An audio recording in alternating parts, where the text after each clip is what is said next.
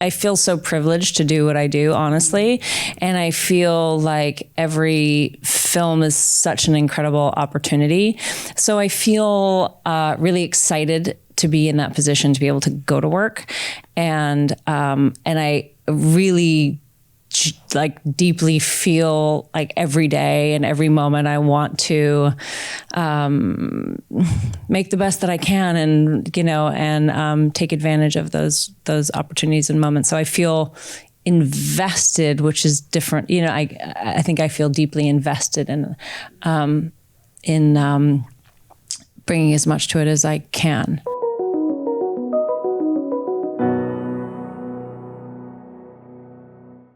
Okay, so first, just to let's bask in everything amazing about this film. Premiered at Sundance in 2023, nominated for Best Film at the Sydney Film Festival in 2023, and now it's going to be in theaters in June 14th. On June 14th. Alice, you wrote it, directed it. It's your feature directorial debut. Obviously, you star in it. You did the music. I did do some of it. I'm the singing person at the end, and my husband, who's here actually, is the main composer and the heavy lifter of the situation, and very good.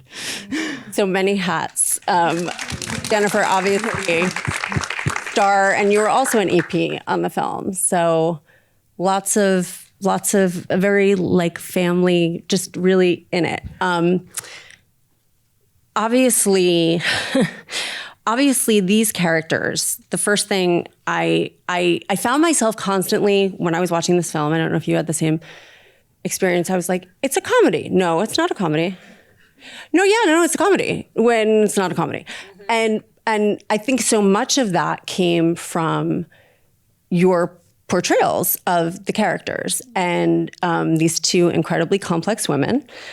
At times, I don't want to use the word unlikable because who cares, but just, sometimes not so easy to connect with. And I would love to hear, especially because we're in a room full of actors, about your process of getting into these characters and how you find them. And just, Jennifer, you are kind of famously very studious with scripts and do a lot of take a lot of time to get into your character. So I'd just love to hear about your process.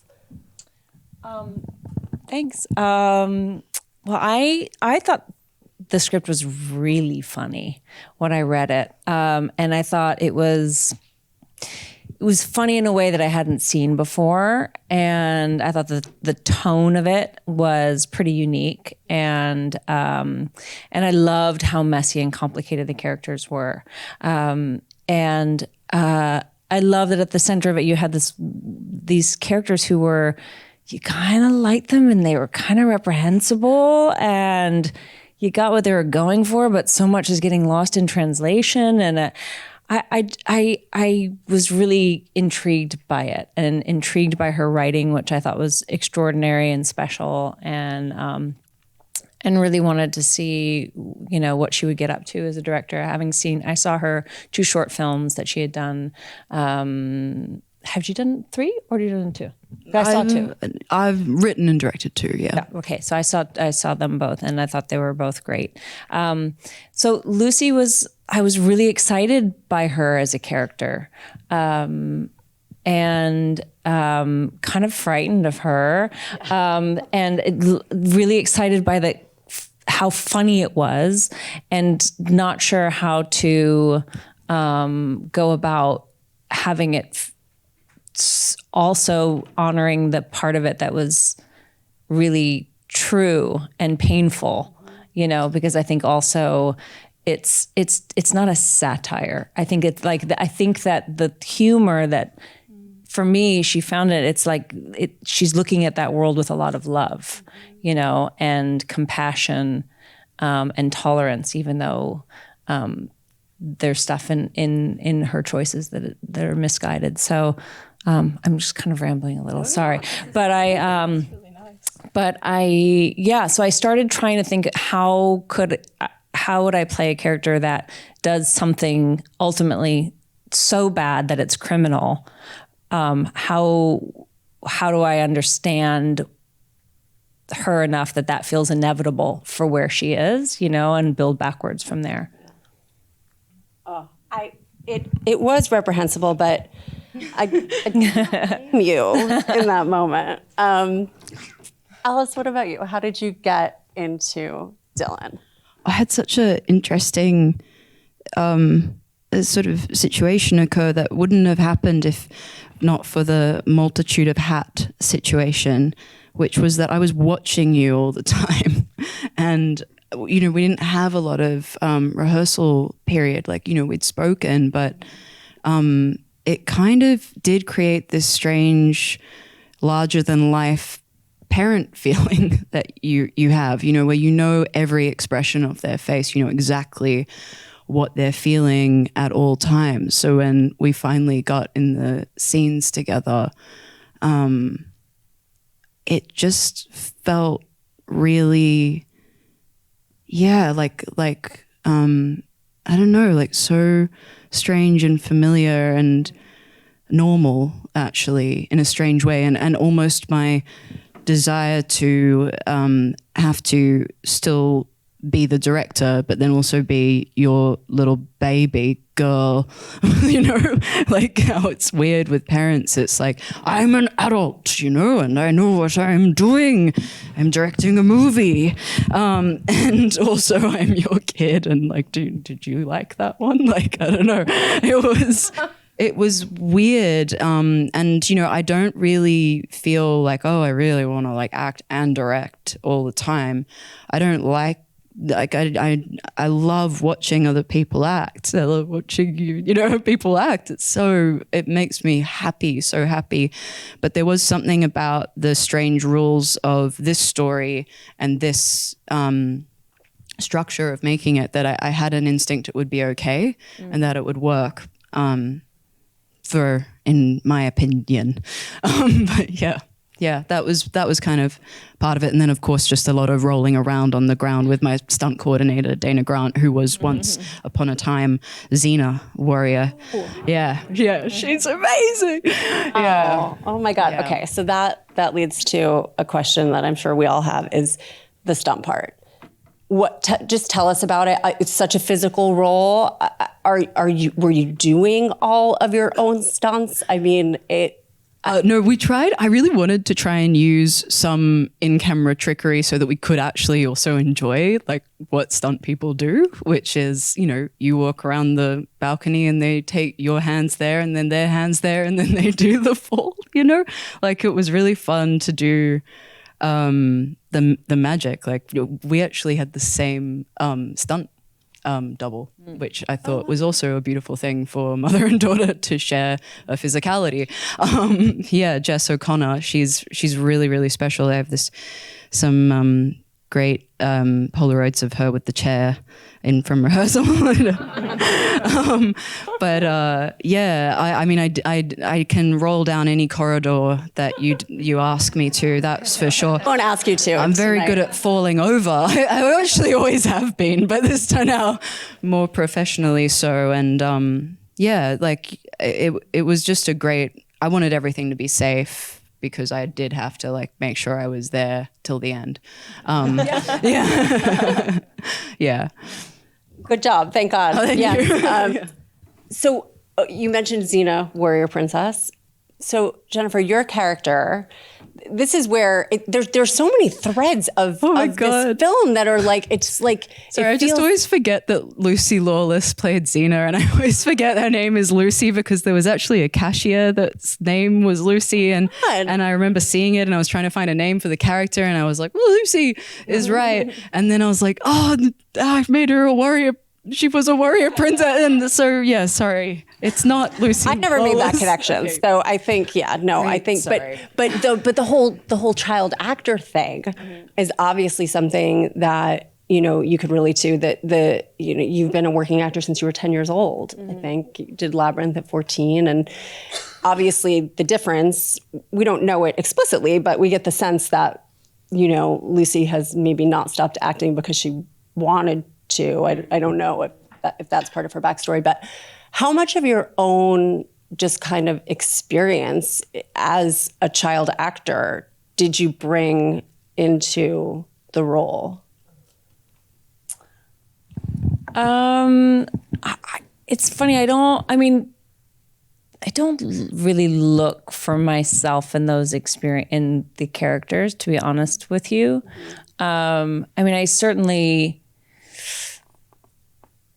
I think we had very different experiences as child actors. And while there are some things that I can relate to that she talks about in degrees, I think that her experience was,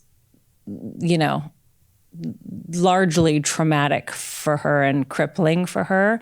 And that's not my experience of it. So I love what I do, and I love being an actor. It's been an amazing experience for me. And so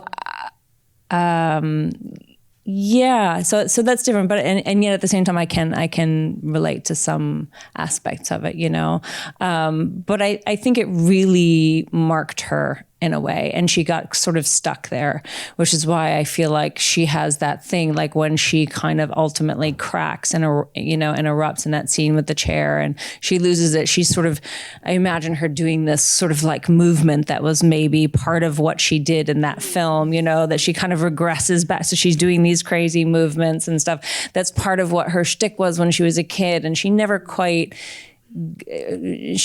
evolved past that. She got sort of stuck in time somewhere. Someone told me when I was like 18 and I was on a press junket and like that your brain can get stuck in time at this age, and they had a kind of distant look in their eye, and I was like, oh no.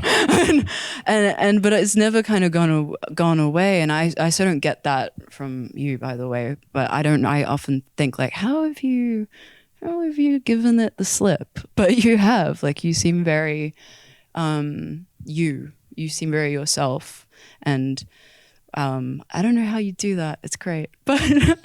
But yeah, it's so interesting, like that stuff. I felt like I gave it the slip, but mainly because I was like having sorry, needed to like grow up more and like take some time. Wait, say more about that. What do you mean? Well, I was going to say, I think because I was having like an OCD breakdown, and that's why I had to take a break. And I wouldn't say that I kind of like figured out how to be cool and like make my distance. I was like, I think distance is necessary at this point, because it did feel a little bit like, if I'm actually successful right now, I think I'm going to be sort of hanging on by a thread, and I don't really know who I will be hanging on to. I think I'll just be hanging on. So I kind of stopped, and that's actually when I started writing, and it was better that way, I think. Yeah. So I'm not an actor. That in itself seems like it would be a challenge enough. For your first directorial feature, what is it like to direct yourself, to direct someone who came to feel like she was your mom in some way, and to also direct your actual mom, who has one cameo, one scene? Jane Campion is in the film. How do you navigate that, doing all of those things, directing yourself, directing your first film? How does that work? How did it feel? I think actually just for whatever reason, like my brain likes more. If there's something tangible, then I feel quite focused, calm, collected, clear, capable, like any of those things. And then if there's, a lot of, like, I guess that's also why I was like, I don't think I can just act, because you have to wait so much for people to say, yeah, yes, here you go. And I can't, it's really tough. I mean, as you all know, it's a strange feeling. It's a strange feeling, a strange tension. But yeah, I think for me, I had just the most amazing team as well. I had like the greatest producers. Molly Hallam is here, and Desiree Armstrong, and we just were making the same film, and I'd worked with the DOP before, and I knew that we were going to have fun, and that we were also all gonna be nerdy about our jobs enough so that it wouldn't be that like fun either. And you know, we just did get like the best cast ever. I really feel like you're just amazing, and Ben, I kind of wrote it hoping that Ben might lend his sweet presence. And you know, Dasha, who's here, is just really so phenomenal in the movie, and I think so amazing. It's Beverly, and yeah, I'm gonna keep saying names, but they, yeah. I mean, it's very kind, very nice to credit, you know, everybody, the entire team that worked to make this and to make us feel something, you know. And you mentioned this kind of like turning to writing and focusing on that, because acting is such. Yeah, sorry for the overshare. It just that wasn't an overshare. That was a share. That was great. That's why we're here. You know, the nerves and I've always thought, you know, as a writer, you face a lot of rejection, but it's private. You're in your room and you get a rejection letter, or somebody doesn't call you back. And with acting, I've always thought like it must really be demoralizing or tough. And I wonder, Jennifer, do you still feel what Alice is talking about? Do you still get nervous? Do you still have any of that feeling after, you know, acting, starting at 10 is very young, and I wonder if any of that remains.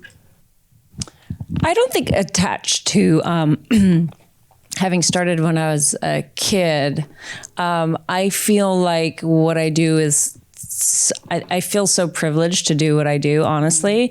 And I feel like every film is such an incredible opportunity.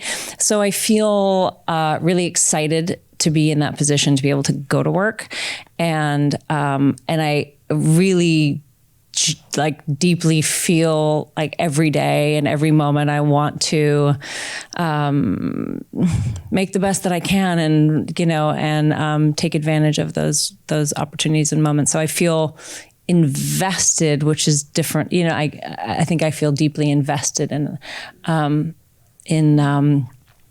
bringing as much to it as I can. And do I get nervous? I get nervous in the way that, I get nervous sometimes, like before a scene or like before a job start. Usually it's like in the prep, like once the prep starts, then it's better. Like going to work is better than the anticipating going to work, I think. Yeah, I get that. Makes a lot of sense. I have to talk about one particular scene, although it applies to a lot of scenes. There's so many moments that are so droll. Like it's when I was saying, is it a comedy? Is it not? It's because some of them are like, one of my favorite lines in the entire film is when Lucy is talking to her public defender about assaulting the model, and she says she's not just a model, she's also a DJ and actually a very annoying person. I love it. And I was like, that is the perfect way to describe her. That is exactly what she is. Was there any ad-libbing? Was there any improv? You added a DJ. Oh yeah, I added it. She's not just a model; she's also a very annoying person. But she got the DJ. Yeah, I mean that's perfect because of course she's also a DJ. Yeah. Again, I thought it was so funny.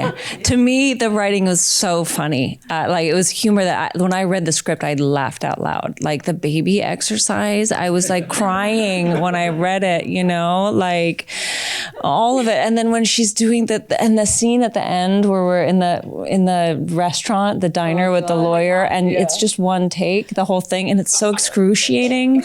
When she's ordering and it's thing awful, is that I but order it's funny, but awful. Funny, but awful. Yes, I felt like having brunch with my mother, which tells you so. Yeah, I think it was in Alice's writing. Honestly, it was like I thought to me the writing was incredibly funny. You mentioned the baby scene. I am just curious to know what it was like to shoot that. How you got through it. The second I saw you swaddled. That was insane. I think, laughing so hard I was crying, and I was like, I don't know how they got this take done. Like, Yeah. How did you do? Yeah. What? I think Lucy was so furious. She was so furious that I was sort of with her and just staying in that, where she was, you know. But I thought that it was like when I read it and then when I watched it, I thought it was really funny. But when I was in it and being Lucy, she was so miserable, you know.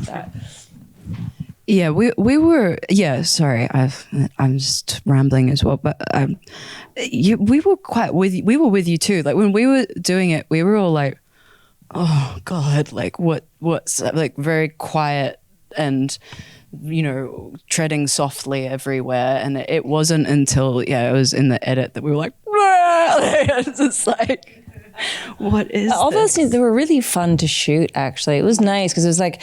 Actually, the whole film was really fun because it was very contained and it felt very intimate and it was very relaxed and it felt like everyone was very aligned creatively.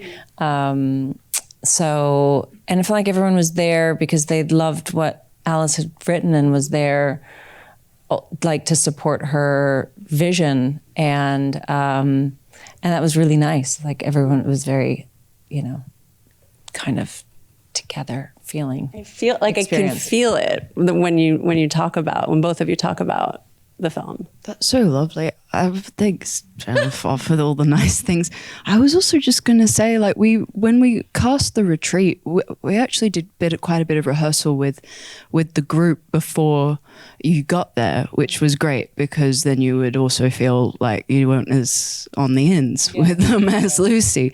And that was really special. Like I love all the actors. All of those actors are really, really so great. Made everybody bring a inspirational quote to their audition and then speak about why it moved them or moved their character. And, you know, did a yoga class with someone in one audition. And it was really great because, like, I think sometimes people, you know, send in like a audition tape and it's like it's such a, you know, it's like busty. I remember actually like for Ratchet, which I loved doing. I loved being a naughty nurse. It was the best. But it did say like busty blonde and they were really great scripts, but even a good script it can sometimes say that, and I was like, I'm not gonna get that. I've like never developed any tissue there, but but I feel like so actors are so deep and wonderful and really something to.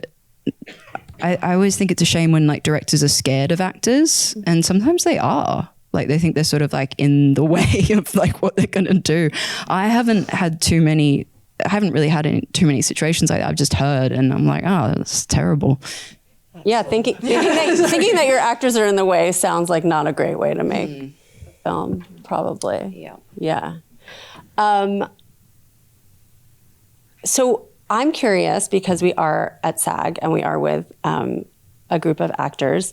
If you each remember the role that got you your SAG card. I don't have one. I don't think. No, because I'm mainly in Aussie and London. And right. Okay. I haven't. I'd like one. All right. Yeah. I don't remember. Okay. Not a great question. No, that's okay. It's all right. It's good. No, it's okay.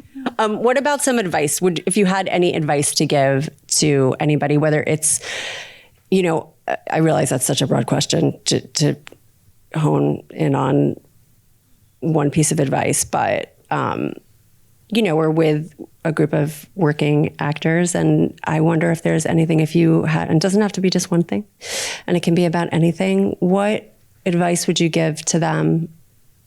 Or what advice would you give to younger you? Or what advice would you give to any actor? Just, you know. Me? You. Either one of you, okay. Both of you. I don't know. Honestly, I'm so reluctant to give anyone advice. I mean, I gave my daughter advice about using the mandolin tonight. I was like, dude, don't. It's dangerous. You've got to watch your fingers. Don't hold it like that. You can use the thing. So okay, I'm happy. I'm comfortable dispelling that kind of advice. But like big life advice, we all know. I mean, everyone knows what's right for their own lives. You know, I'm not one to really preach anything other than, we all do it differently. I've worked with so many different actors who are wonderful actors and who work so differently, and that's really interesting. I think that we all find the thing that works for us and the approach that works for us, and there isn't one right way to do it, That's great. That sounds like advice. Is that advice? Yeah. Okay. Alice, what about you? I think I still know nothing, and You were very self-deprecating. I'm Australian and New Zealand, like that's what we do. Yeah. That's how we protect ourselves from you saying stuff about us instead. I think all I can think is like, I wish there was some relief on the pressure of appearance, and that's what I just wish that for everyone. Yeah. Thanks. I mean, that's all. How we do I'm not sure, but I think whatever, I know whenever you're having that conversation with yourself, like, I think it's interesting how, the world tells you how to see yourself, but then at some point you start talking back and then you almost feel like you're part of it and now you're guilty. And so you almost don't know how to care for yourself in it anymore.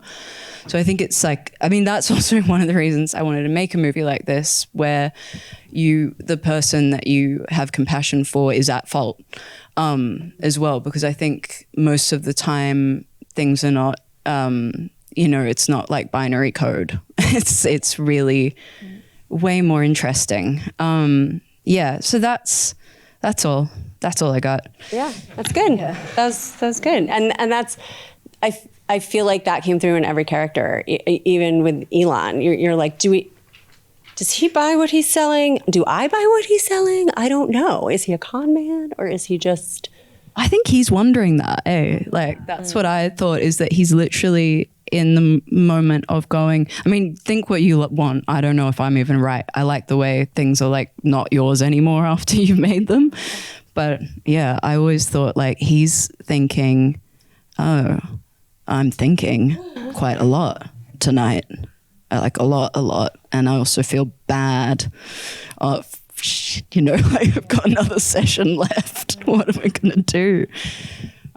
Because, having no ego is also like painfully close to being completely miserable and devoid of, self-esteem sometimes. They can be quite near to each other, but very different at the same time, which is interesting. Poor guy. Unfortunately out of time. I just want to very quickly ask if there's anything we didn't get to talk about. I'm so excited about this film and I'm so excited for more people to see it. Is there anything that we didn't get to say about any of it? That's what a bad interviewer I am. I'm like, you guys just talk. You just No, you're wonderful.